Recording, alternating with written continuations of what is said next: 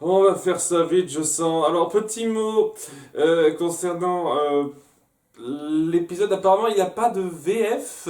D'après le peu dont je me suis renseigné, la VF n'est pas disponible sur le site où j'ai trouvé seulement des disponibles en VO, donc ça prouve à quel point il est indispensable apparemment. Et ouais, peut-être que je me plante parce qu'il existe tout de même un titre français sur Wiki, donc peut-être que je plante. N'hésitez pas à me dire ce qu'il en est réellement, s'il existe une VF de cet épisode. En tout cas, ouais, je peux vraiment comprendre qu'on n'ait pas fait de VO parce que c'est un épisode qui ne sert totalement à rien. Voilà, autant même les épisodes où je me suis plaint, il y avait au moins un début de quelque chose qui était entamé, mais là, il n'y a vraiment rien du tout. C'est-à-dire que c'est une histoire comme ça, et c'est pas forcément mauvais, hein, c'est pas parce qu'il n'y a rien qui progresse que ça veut dire forcément que l'épisode est à chier. Hein. Il y a énormément de séries qui font ça, des épisodes où rien ne progresse, mais qui arrivent à raconter quelque chose de sympathique, et c'est pas vraiment le cas. Après, c'est pas le pire, mais c'est oubliable, hein, totalement oubliable ce truc.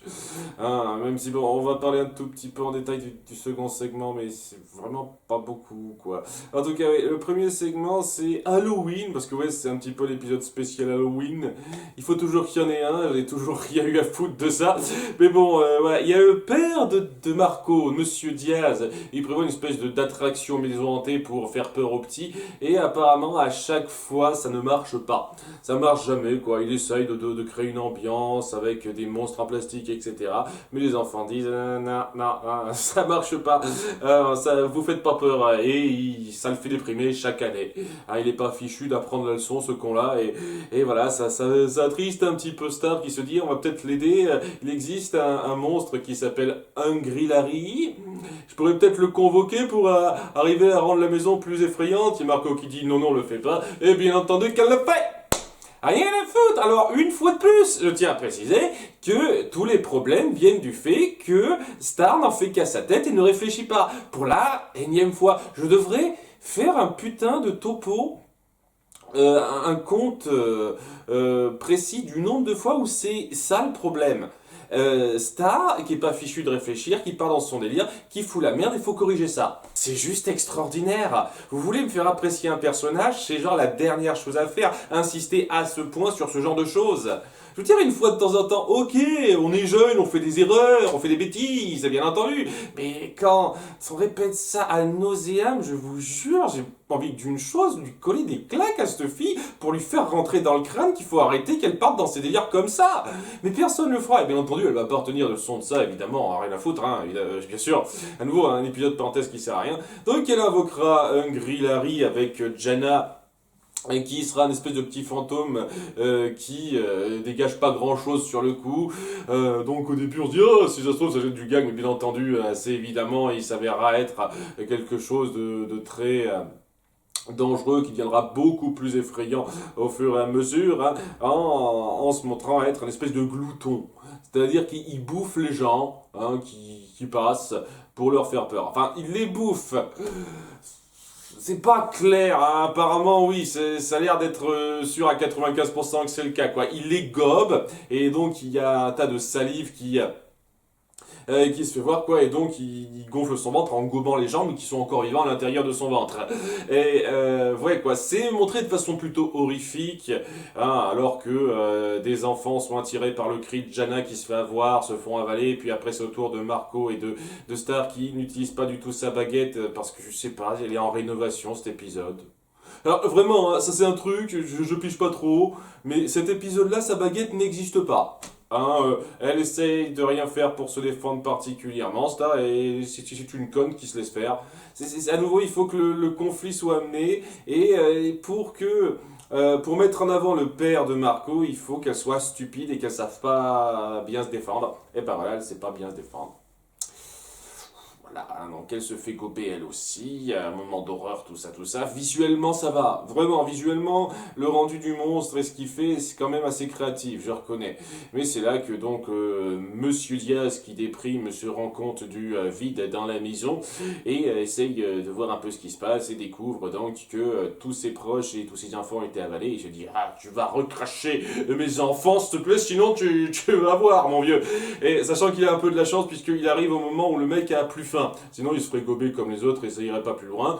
Mais voilà, étant donné qu'il a plus faim, quoi, il est plein, repu, il a envie de se barrer en disant ok, merci, au revoir. À nouveau, hein, merci Star, hein, heureusement que t'étais là, hein, vraiment.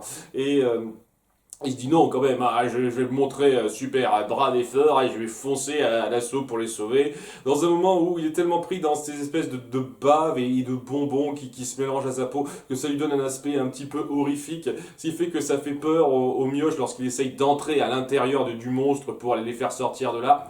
Voilà, c'est histoire de compléter une espèce d'arc de merde qui sert absolument à rien. Je veux me montrer effrayant pour les petits enfants et en essayant de les sauver, je me montre effrayant pour eux. Ah, sachant que c'est même pas, ça vient même pas de lui, c'est juste les circonstances qui ont donné cette apparence assez dégueulasse, assez horrifique.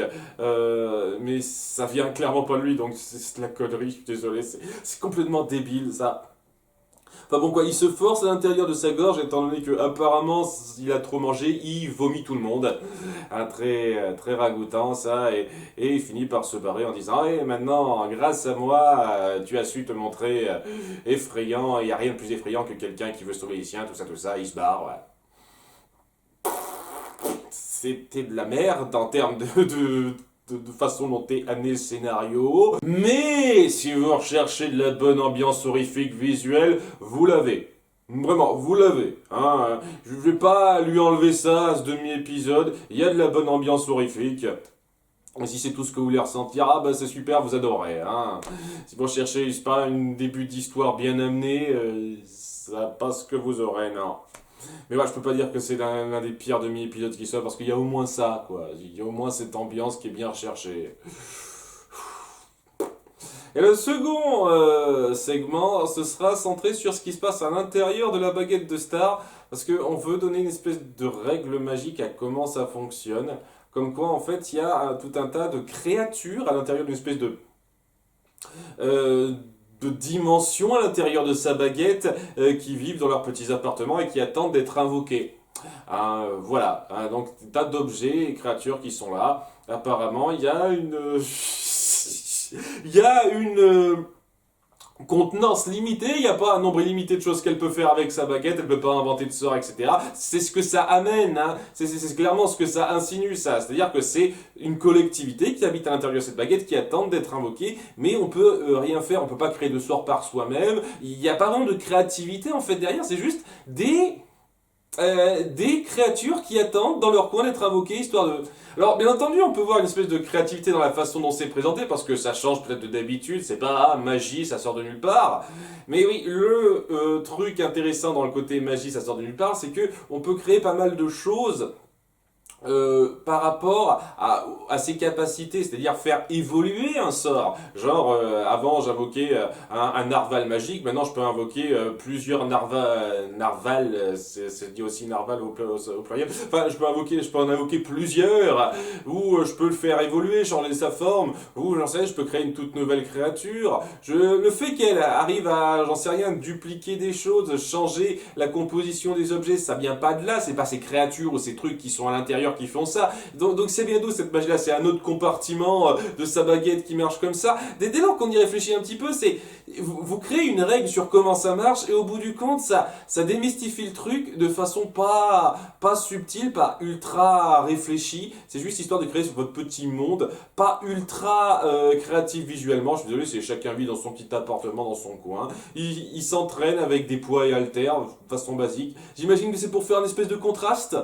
Genre, regardez toutes ces créatures magiques, et, ils ont une vie de tous les jours, oh, ok, c'est hilarant, oui. Ouais, ça va se centrer sur ça, en fait, sur ce monde-là, où on voit un petit peu ce qui se passe à l'intérieur de la baguette lorsque Star n'invoque pas ces créatures qui font partie de ses sorts.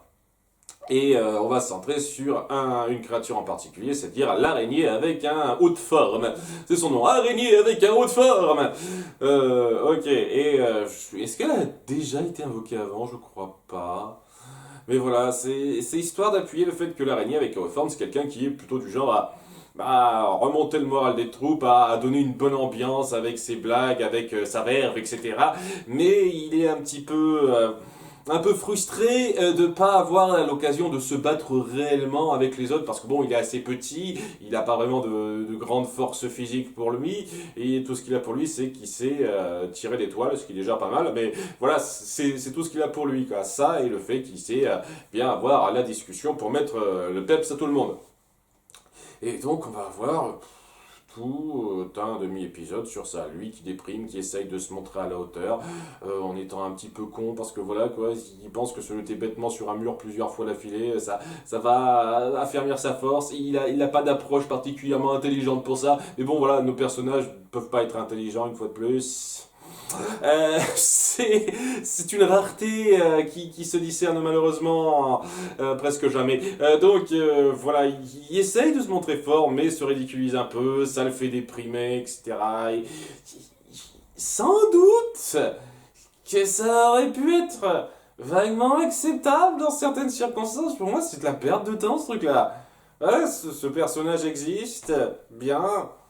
Cet arc que vous lui créez, il n'est pas amené de façon fluide ou subtile ou intelligente. C'est juste, ah, je suis pas content de pas pouvoir me battre comme les autres. Ah là là, voilà, c'est incroyable, j'ai tellement de peine pour toi. Waouh! Ce qui amènera à sa espèce de consécration à la fin, puisque Star sera face à une espèce de monstre qui sort de nulle part. Parce que, à nouveau, hein, tout se passe dans cette baguette, quoi. On va juste passer genre 20 secondes sur Star et Marco dans cet épisode où on les montre être confrontés à cette créature et on va vraiment tout voir du point de vue de cette araignée. Et au bout d'un moment, Star elle invoquera toutes ces créatures pour lutter contre une créature, une espèce de monstre à la con qui sort d'absolument de nulle part, une espèce de gros loup monstrueux. Voilà, ça vient de nulle part, quoi. C'est censé être un des plus grands défis de Star puisqu'elle invoque toutes ces créatures pour arriver à le battre. Et elle n'y arrive pas trop, quoi. Ce qui fait qu'au bout d'un moment, il y a l'araignée qui se voit convoquée à la toute fin. Et on va voir rapidement Marco dire: ah oui, une araignée avec haute forme, qu'est-ce que ça va faire? Et il n'est pas sûr de lui, et c'est là qu'il y a une espèce de pseudo-révélation, comme quoi le chapeau qu'il porte, donc le chapeau haute forme qu'il porte, et ben c'est une super arme. Une super arme qui contient une espèce de mitraillette laser. Et c'est tellement puissant que ça fait fuir le monstre. Et même là, c'est pas bien mis en scène parce que le monstre, il a pas l'air de souffrir énormément de ça, quoi. Ça le repousse un petit peu, mais ça donne pas l'impression que ça l'a totalement détruit ou quoi que ce soit. Mais apparemment, ça marche. Ça défait le truc.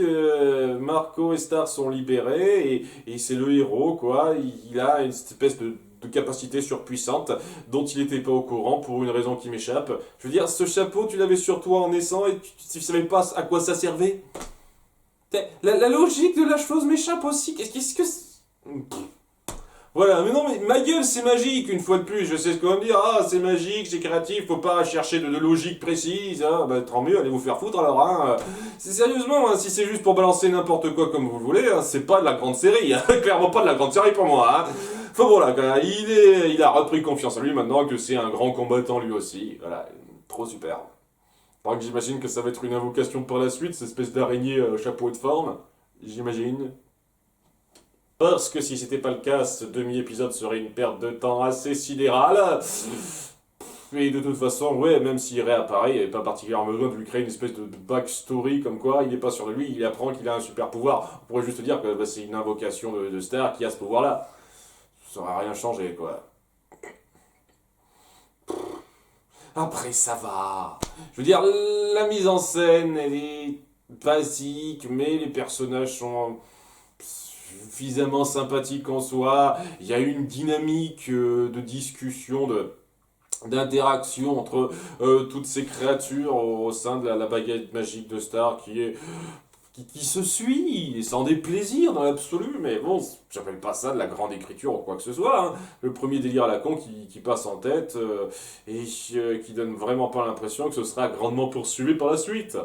C'est juste histoire de dire, voilà, vous avez l'origine d'une des invocations de Star et une espèce de vision sur comment ça s'organise à l'intérieur de cette baguette. Je crois. Ok. Ça apporte rien pour moi. Vraiment rien. Ça n'aide pas une seconde à complexifier particulièrement l'univers. ou la magie de cette baguette d'une quelconque façon. Pour moi, c'est juste un petit délire d'à côté où on essaie de partir sur quelque chose de différent. Et je salue ça, vous partez sur quelque chose de différent, mais bon, une fois qu'on s'y penche, quelque chose de différent, il casse pas des briques non plus, hein. Ça se regarde. Tandis qu'à côté de ça, ouais, le premier segment, je peux vraiment pas accepter la façon pourrie dont a été amené le scénario et dont on force les choses. Donc, ouais, il est un peu médiocre le premier segment. Celui-là est un peu acceptable. Dans la moyenne, c'est moyen. Voilà. Ah, ça servait pas à grand chose, hein. À bientôt pour l'épisode suivant. Bye.